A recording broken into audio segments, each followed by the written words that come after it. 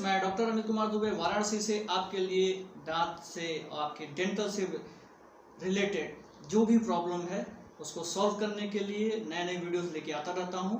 और आज की इस वीडियोस के सीरीज में मैं आपको ये बताऊंगा कि जो दांतों का घिसना होता है, मतलब टीथ का आपका घिसना है, टीथ जो ऊपर से घिस गया, ये क्यों होता है, ये कितने प्रकार का होता है, इसका इलाज क्या होता है। तो इस वीडियोस में मैं आपको आपके दांतों के रिसेशन जो होते हैं, टीथ का रिसेशन होता है, उसको बताऊंगा। और दांतों का घिसना आपका 3 प्रकार का होता है। नंबर 1 पे आपका आता है इरोजन, नंबर 2 पे आपका आता है एट्रीजन और नंबर 3 पे आता है आपका एब्रेजन। जो इरोजन होता है वो आपका 2 कारणों से होता है, एक इंट्रिंसिक फैक्टर होता है और एक इंट्रिंसिक फैक्टर होता है।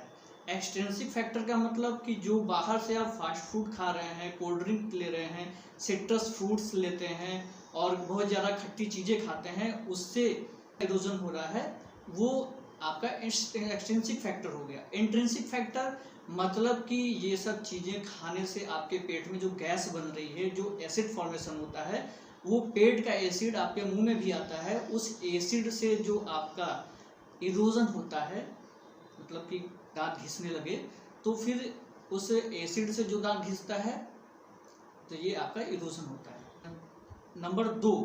नंबर दो पे आपका एट्रीजन आता है। तो जैसे ये आपका है कि एट्रीजन में क्या होता है कि जो आप जैसे आप देख रहे हैं कि एट्रीजन के नीचे वाले दांत घिस के आपके छोटे हो गए और ऊपर वाले दांत घिस के आपके छोटे हो गए, मतलब ऊपरी जो दांत का ऊपर का ऐसा लेयर होता है, ये आपका घिस जाएगा बिल्कुल पूरी तरह से।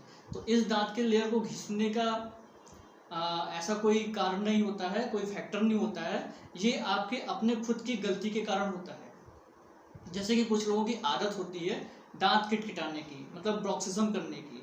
तो ब्रॉक्सिज्म क्या होता है कि जैसे रात में सोते रहते हैं तो उस समय दांत किटकिटाता है। जब दांत किटकिटाने की जो आदत होती है, इसको हैबिट को ब्रेक करके ही आप इसका ट्रीटमेंट कर सकते हैं। मतलब कि रात में सोते समय नाइट गार्ड पहन लेंगे तो फिर ये धीरे धीरे करके कुछ समय बाद 2-4 महीने में ये आपकी आदत खत्म हो जाएगी। तो एट्रीजन का ऐसे ट्रीटमेंट आपका होता है। और जो ये एट्रीजन है ये आपका बहुत ही मिडिल एज में होता है। मिडिल एज का मतलब कि जैसे कि ये आपका 30-32 साल से लेके 60 साल की उम्र तक आपका एट्रीजन दिखाई देता है। तो अब ये रहा एट्रीजन।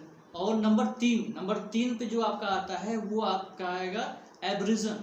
एब्रेजन क्या होता है कि जो दांत, जैसे कॉलर, जैसे मैंने बताया था कुछ वीडियोस में, पिछले वीडियोस में, कि दांत का कॉलर होता है, जैसे हम शर्ट पहनते हैं हमारा कॉलर हो गया, तो वैसे दांत के कॉलर पे भी मसूड़ा होता है। तो उस कॉलर के पास में जब हम ब्रश करते हैं, गलत ब्रश तरीके से करते हैं, हार्ड ब्रशिंग करते हैं और बहुत ज़्यादा तेज़ी से घिसते हैं वो ज़्यादा चमकाने और साफ करने के लिए, तो उस कंडीशन में जो हमारे दांतों की प्रॉब्लम होती है, मतलब दांत उस कंडीशन में सर्वाइकल रीजन पे घिस जाते हैं, वो आपका एब्रेजन होता है। ये हमारे अपनी गलती के कारण होता है।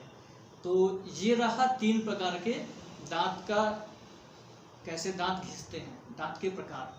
अब आइए देखते हैं कि इसका ट्रीटमेंट क्या होता है।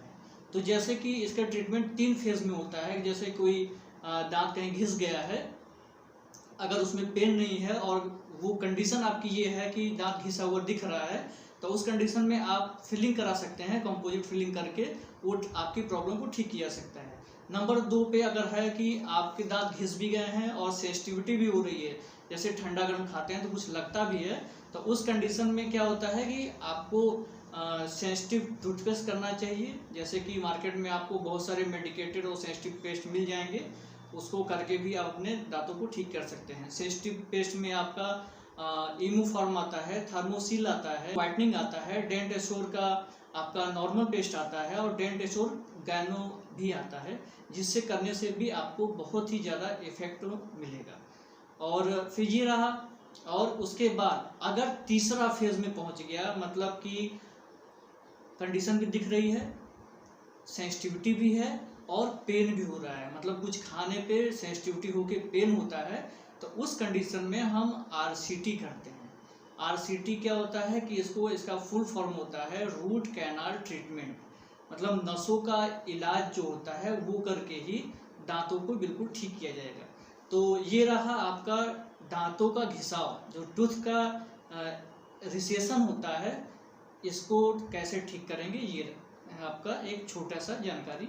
इस जानकारी के थ्रू आप अपने डेंटिस्ट से मिलिए और फिर देखिए कि आपको दांतों में प्रॉब्लम है या नहीं। नमस्कार।